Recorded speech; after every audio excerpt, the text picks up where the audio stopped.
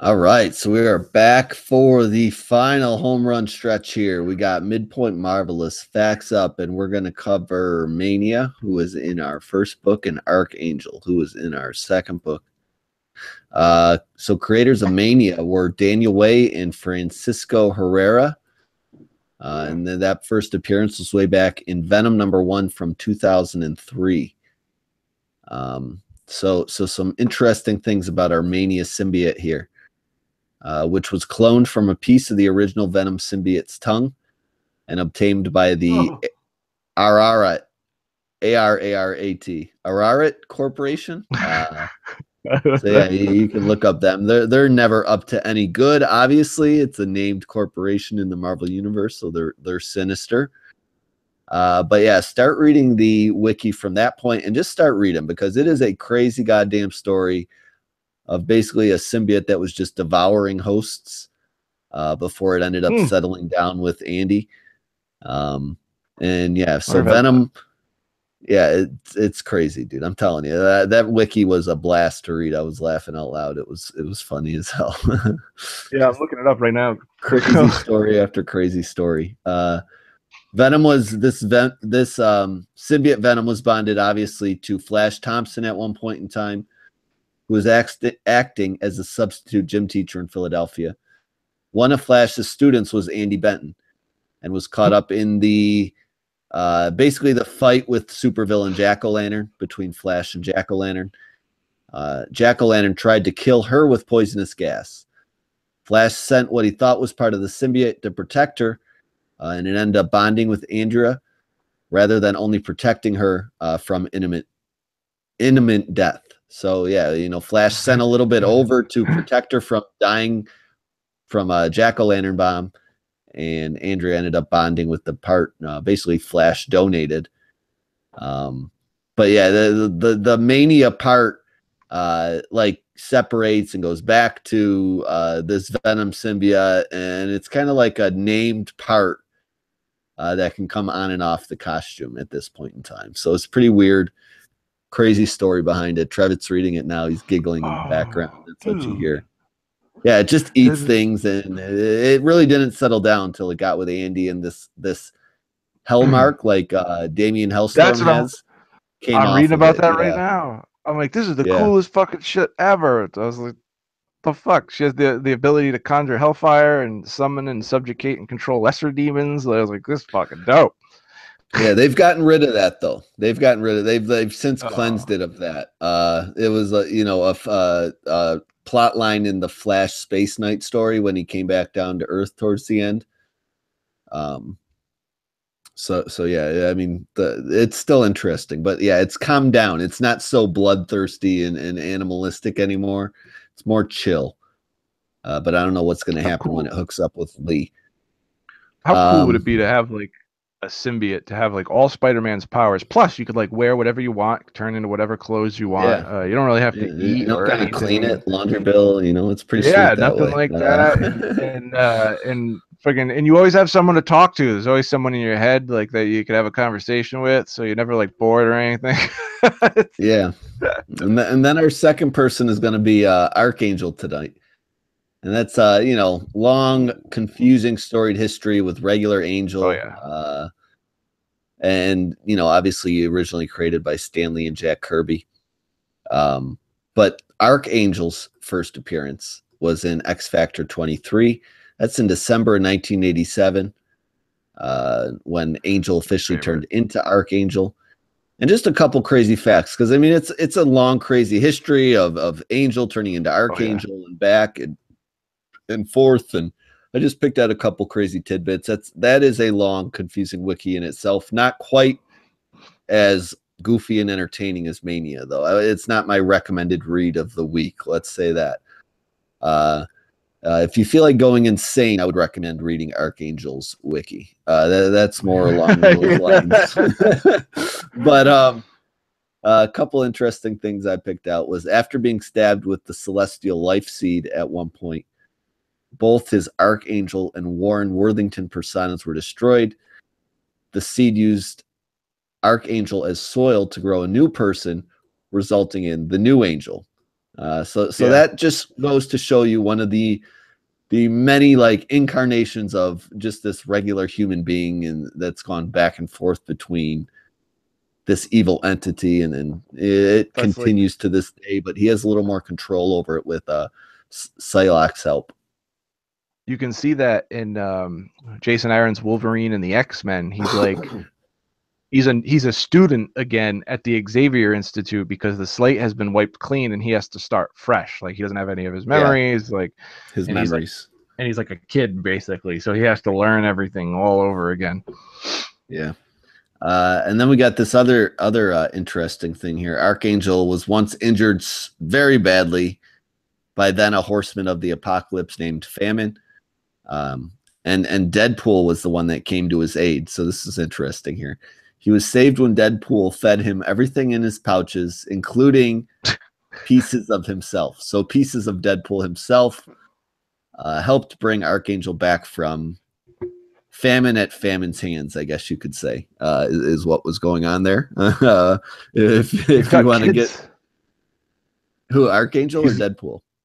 Archangel. He's got these fucking crazy kids. They're called the Apocalypse Twins. Their individual names are escaping me right now. They were the big storyline in Rick Remender's Uncanny Avengers. They were big throughout Uncanny X-Force too, but in Uncanny Avengers, like they basically like destroyed the world in time and recreated the universe in their image because they're fucking insane. They are scarier. If you can believe it, they are almost scarier than he is, which is just crazy because they were raised by Kang the Conqueror. So they're just the fucking scariest people on the face of the fucking planet. And they look crazy too. Anybody raised by King the Conqueror is only going to have one thing in mind, and that's going to be world domination or destruction. And screwing with timelines. That's what I know about that. But we're gonna. Son was raised. that guy Uhura from Secret Warriors, Black Bolt's kid. He was raised by Kang too. It's fucked up. Yeah. Everybody, Kang's raising everyone's kids. King likes likes taking on fatherly duties, I guess. Likes to watch people take over the world. He just gets the idea and tells them to go off and take over the world for me, will you? All right, so Spirits of Vengeance 3 is going to be our final book of the night here. It's kind of been a series we've revisited a couple times because, I don't know, it's just fun. It's cool. Not really a side of the Marvel you get a whole lot, so we're going to keep you a little updated on it. Spirits of Vengeance 3 is written by Victor Glischer. Art by David Baldian. And is color, yes, Andreas Mosa. So the Covenant, an ancient summit between the forces of heaven and hell, draw near, and the tensions between both factions are at an all-time high. When the grandest betrayal in history is weaponized, only Ghost Rider, Blade, Hellstorm, and I always want to say Satana, yeah, Satana, are in position to stop it. Where we left off was, these bad guys looking for this final piece of silver that the good guys, well, not really good guys, but demonic good guys, have in their possession. There's Blade, Ghost Rider. That's not who's together. It's Satana and Blade, and then Ghost Rider and Hellstorm. They kind of split up towards the end of the issue to go on different missions. We don't join all that right at the start here. We kind of get this flashback story to where this silver originated from and why it's so important. And it dates back to Jesus and Judas, and this is the silver. Judas was paid basically to betray Jesus. And then, it's basically become evil because it's cursed silver. That's a shitty thing to do. It was buried and found and the prophets of the crucifixion, pretty much. So yeah. Now being used to create an evil weapon at the hand of Necrodamus.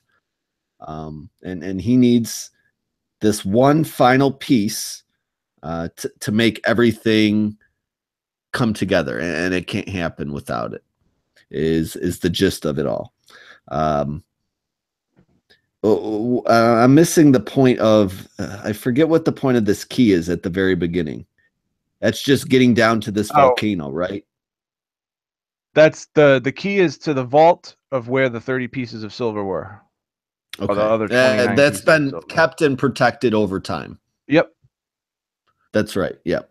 And you know, they just show you the change over time of the different people that have guarded it now to the progression of, you know, just looked like an armed CIA dude or an FBI dude, you know. Just an American secret, like Nick Cage is going to go after and steal it, you know. National treasure. Yeah, I'm going to get Judas pieces of silver. Right. But yeah, then we go off to the part I already mentioned where Necrodamus is trying to weasel around the final piece of silver he needs for this weapon, and the dude sculpting it for him is like, "Nah, dude, you need that piece or it's no good." So then we check in on Hellstorm and Blade, who are meeting up with the guy they saw at a restaurant earlier in previous issues of this story. And he's just trying to come to terms with waiting for his death because he knows shit is going down and nobody can really do anything to stop it. That's when they get attacked by Necrodamus's basically right-hand lady who's been flying in on these I don't know, look like queen alien things straight from you know, Alien versus Predator or whatever. They're huge with wings. Demons. Yeah, definitely demons, not aliens. That's what I meant to say. But they look like those creatures from Alien, like straight up. Yeah, they do. There's no denying that. And they're perched watching this meeting go down on a rooftop from across the way. Xenomorphs. That's what they're called. Xenomorphs. Yeah, xenomorphs. I can never remember that fancy X name. I'm not a huge Aliens fan. I've seen the movies. I'm just, you know, they don't stick with me. But yeah, they fly down on Damien Hellstorm and crew, and while Damien's taken by surprise, he drops the piece of silver he's not supposed to let go, and they're trying to figure out what the hell it is. So a big fight breaks out, you know, Blade, Damien Hellstorm all trying to fight off these giant demons controlled by Razan. And we just get a fight. It goes on 4 or 5 pages before the coin does eventually end up in the hands of Razan, and she takes off, which sets Ghost Rider off and into a chase. So he's flying through the sky going after Razan. Looks like he's getting pretty close to his goal when she whistles for a xenomorph that was hiding off in some bushes somewhere that ends up taking Ghost Rider down and into this empty office building. He just wraps the thing in a chain, sends it straight to hell, whatever he does. It's always hard to tell a little bit what's going on when Ghost Rider comes out of his shell. You know what I'm saying? Because of the flames, the art just a little bit, and we get flames going everywhere, which fuzz up the storytelling a little bit. But it's cool to look at. The motorcycle. The motorcycle leaves flames. Yeah, it is cool to look at, but the flames are fucking everywhere. Like yeah, and he's always a little misproportioned to me. Ghost Rider is when he's drawn and shoulders and he comes and his out. Head, yeah, he is in the series. But you know, it doesn't kill the fun.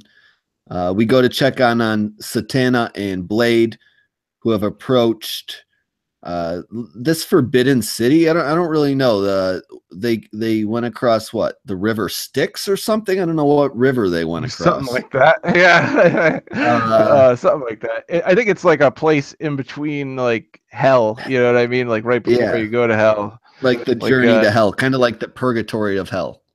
Hellstorm's not allowed to go there. That's why like Blade and Satana had to go, because for some reason, I don't know, he must have did something in the past that made everybody fucking not kind want of this him there. Long running joke too when they see Satana in the bar, like, where's your brother? Everyone keeps asking her where her brother's at. Like, please tell me he's not with you. Yeah, or he's gonna cause trouble.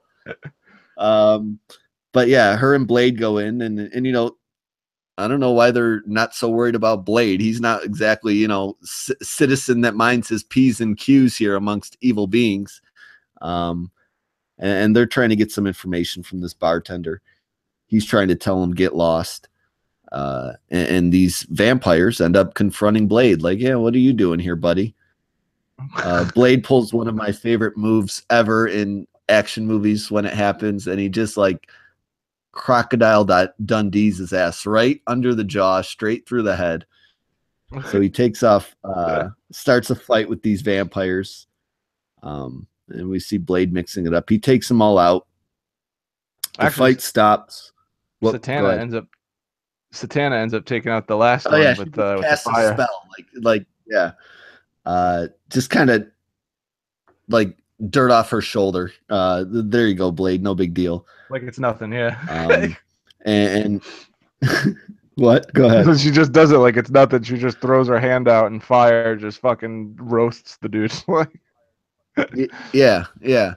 And then the bartender just basically caves. He's like, all right. You two get the hell out of here. Who you want is back there. Go and see her. And I don't know who the hell it is, but they walk through this door and run into the person that basically started all this shit and gave the silver to who wanted it? Necrodamus, right? Except for like the bullet. It was the woman in the beginning who was like the guardian of the key. Yeah. So we don't really know her name or anything though, right? Nope. Okay. No name. All right. I thought maybe you might recognize her by sight or something like that. Like I'm not good with the dark characters really. No, I've never seen her anywhere before. Yeah, then our cliffhanger is just Necrodamus having his weapon now that he got the final piece of silver, and it's called the Archangel Killer, and he's gonna go kill Michael the Archangel at heaven and start this goddamn war all over again, is what it looks like he wants to do. Yep. It's forged by one of the same trolls that come from the place that forge all the Asgardian weapons. The same people who forged Mjolnir. So yeah, definitely a dangerous weapon.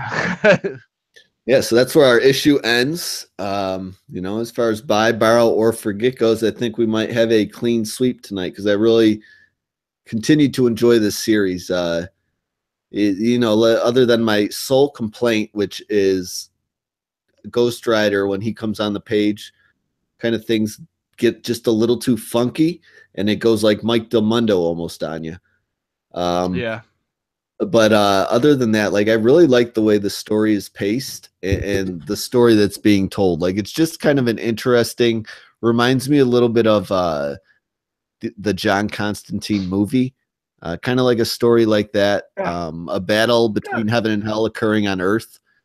And it's just fun, cool, interesting. A lot of fights. So it's an action book and it's got some cool characters you don't get to see a lot. So I'm down with it. I would recommend it as a buy, like all 3 issues as a buy. So if you haven't caught up on it, I would say get the series and follow it for 5. And I guess they're going to pull that little trick. If you like it, right in and then do that. And let's see if we can get some more. Cause I wouldn't mind like seeing another 5 issues with maybe mixing up the team again, kind of Suicide Squatting it a little bit. You know, that would be interesting. Yeah. I'd like to see that. You know, and a different problem, you know, with different people and shit like that. Doesn't always have to be these same Ghost 4 Rider. or 5.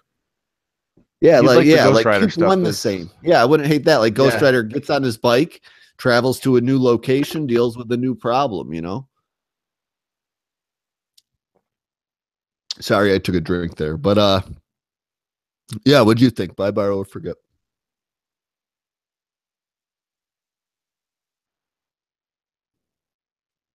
You there? Hello. Oh, now I hear you. All right, perfect.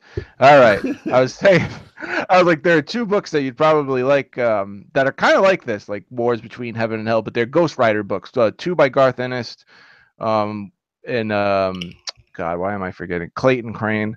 One takes place in like the Western Wild West days, and then one takes place nowadays, and that's more a clear-cut heaven and hell story with angels and everything. But Ghost Rider stories usually go like this. I agree with you with the pacing. God knows how long my microphone was fucked up for. Anyway, so the the pacing's great. It kind of feels like an awesome movie, and like every issue is like a new installment in this long running like story movie, you know. Just the way that everything's going. Like the first issue, they all start up, they start meeting up, the threat starts looming, everybody starts putting the pieces together of what the threat is. The second issue, the team really comes together, and then they get on their way. And the third issue is they are on their way, and then by the fourth and fifth issue, that's where all shit hits the fan, and like it has to be solved. You know what I mean? It's going perfectly, and I really like the art, like except for like there are certain moments like with Ghost Rider and the fire where it makes it a little hard to tell what's going on, and his body is really disproportionate, like his shoulders are just like gigantic and wide, like and he oozes his neck when he turns into Ghost Rider. Yeah, because sometimes you just can't see the skull and all that fire, you just can't see it, or it's like really really tiny. In this issue, there were moments where it didn't look so bad. Like I can see the skull when he's on the motorcycle, and I'm like, oh, there he is, right there. There's his head. Like, but overall, I really like David Baldian. He does a great job with his characters and all the detail that goes into everything in the background. Like some people just forget details like that and just really work hard on what they want you to focus on. Like he puts a lot of detail into everything, even the stuff that you don't have to look at or don't need to put any focus to. He does, puts a lot of effort in. So the art's beautiful. I love this story. I love these characters teaming up.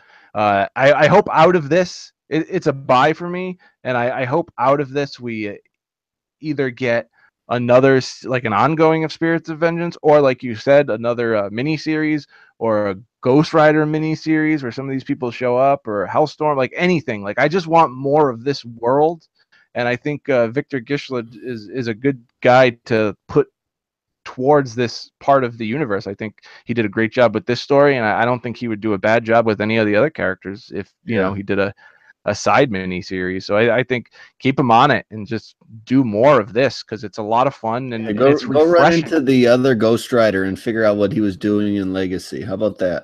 Yeah. What's his name? Friggin' Robbie Reyes. Robbie Reyes. Yeah, Robbie Reyes. I mean, we've seen Robbie Reyes for so like he's had his own like series. Johnny Blaze hasn't been around for like so long now. It's just like, let's just forget. I mean, Robbie Reyes can be cool, but maybe do a series where they like meet up together, like, and we get to see them interact with each other. But don't make it by the guy who wrote the last two Ghost Rider series with Robbie Reyes, because I didn't like them. And the last one was a fucking mess where all these characters like and Hulk and fucking Wolverine started showing up, and Ghost Rider was barely in his own book, and it had nothing to do with the supernatural, and it was just fucking stupid. So like this is what we need. Like this is great. Yeah. Stick with the supernatural. Don't bring in Wolverine to guest star in Ghost Rider. No, stupid. Dumb. But yeah, we're gonna wrap up the books for the night. We had a clean sweep of buys. It's been a while before or since that's happened. I guess that's what happens when you're not so adventurous and trying out like just brand new Legacy books, But we recommend you try all those books out we talked about this week. One for all different tastes, even if you're not down with everything we said. And let us know what you think. We got the contact addresses there, as always, Twitter and Gmail. Twitter is MadnessMarvel1. Gmail is MarvelMadness0 at gmail.com. And we're going to do a quick sign-out segment here. 2 weeks before Christmas. So we got maybe a 1 or 2 item Christmas wish list here. I got one just recommended for anybody that has kids. There's this sweet thing I've seen, and it's a Spider-Man Sphero or something it's called, and it's like an interactive Spider-Man toy. It's like $150, and if it wasn't $150, I would buy it for myself because it just looks so damn cool. It says join forces with this interactive Spider-Man and enter the Marvel universe like never before. That the tech in this immersive and intelligent Spidey empowers you to be his heroic ally. And it's just like this, I don't know, little robot-looking, Funko-looking doll that sits there and like you can talk to it and it gives you smart-ass responses and its eyes go up and down and shit. And and it looks pretty cool. And I don't know. I want to deal with this, and if it drops down to like $70, I might fuck with it. But until that point, I'm in the midst of buying a house. I can't go spending $150 on impulse items right now. No. Maybe next year. But the other thing I asked for is I want to try to get into to flying some of these drones. So I found like a cheap drone, and that's what I asked for Christmas. I want one of those too. I almost bought one last year, but I didn't. I regret it. And I want to get my buddies to get a couple and race them a little bit or something around the yard. We got some big yards to screw around in. So other ones where you can put a camera in it and use and send it. This one's like it was like on Amazon. It's got some of the better ratings off all the ones I've been searching, and it's got a camera and everything and all that shit. It's like $60. I wanted one with a guard for the propellers. So those things just don't go flying off every time I crash it, because I'm going to be crashing this son of a bitch a lot. But yeah, I want to fuck with one of those this year when the snow melts around here, which we just got a ton of if you watch the Bills game this week. So yeah, me too. Well, not a ton of. I only got like 8 inches. Only 8 inches, but you see any highlights of the Bills game yesterday? No, I didn't. Was it bad? Oh man, yeah. Look it up when you sign off when we're done here in a few minutes, because it's literally probably the snowiest football game you'll ever see in your life. I'll check it out. Yeah. I love snowy football games too, because everybody's always sliding everywhere and yeah, it's just crazy. Yeah, there were literally probably 10 passes attempted the whole game. It was crazy. Jesus. What do you got? Any suggestions out there or wants? What about you? Yeah, I got some wants, and I got a suggestion. I mean, I want the new Star Wars Battlefront 2 game, because it just fucking looks really, really dope, and you could play as any character from any of the trilogy movies. And I love the space battles. I love flying around in space and shooting people, especially in multiplayer, because I'm really good at it, and I just usually kick everyone's ass. So really fun. Recommendations would be, I saw my nephew when he's watching cartoons, they always have the toy ads, and I saw this one cool fucking toy, and it's like kind of like a VR headset, but it's a cheap one, right. But it's probably like $125 or something, and you put like the headset on, and you get like this like the PlayStation, not controller, but the one they use for like for VR and stuff, or and it's kind of like a lightsaber, and you could like have lightsaber battles with people and fucking and do like space battles with it and shit. You could do all types of different strategy Star Wars stuff and like lightsaber fights. And I thought that was pretty cool. I was like, I mean, I don't know if I'd probably use it now, but I think it'd be really cool for kids. I mean, to have a lightsaber battle with Darth Vader in your living room. I mean, that would be pretty fucking awesome. And to feel like you're actually there, and money's very important. Like, I always ask for money. Like, if you're gonna give me anything for Christmas, just give me cash. Like, right? Yeah, that's really special. Cash is king. Can't argue with that. But yeah, we're gonna wrap things up here for you guys this week. We got 3 more books coming at you next week. Again, I'm sorry, because we really thought Jean Grey was coming out this week, so maybe we'll slide one more in there. But I'm not sure. I want to keep a light load, because I've been super busy lately, and I've barely got time to read any books, to be honest with you. But I do want to do part 2 of Venom Inc. So my spider section will be that. We'll continue that series. So that's coming out of Amazing Spider-Man number 792. Do you got an X book in mind?